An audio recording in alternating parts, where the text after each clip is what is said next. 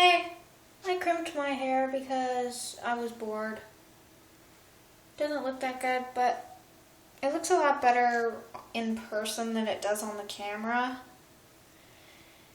But considering I am probably the only girl in the world that doesn't know how to use a curling iron and barely knows how to use a straightener or crimper or whatever, I'm lucky I can run the dryer sometimes. But, still, I think it doesn't look half bad considering. My hair got cut last week, a couple weeks ago. It's growing out some. It was actually shorter than it is now. But I think it looks pretty good considering. I got some flat spots on the top, but oh well. Just takes practice, right?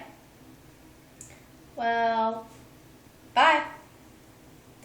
Oh, by the way, this took me an hour and a half.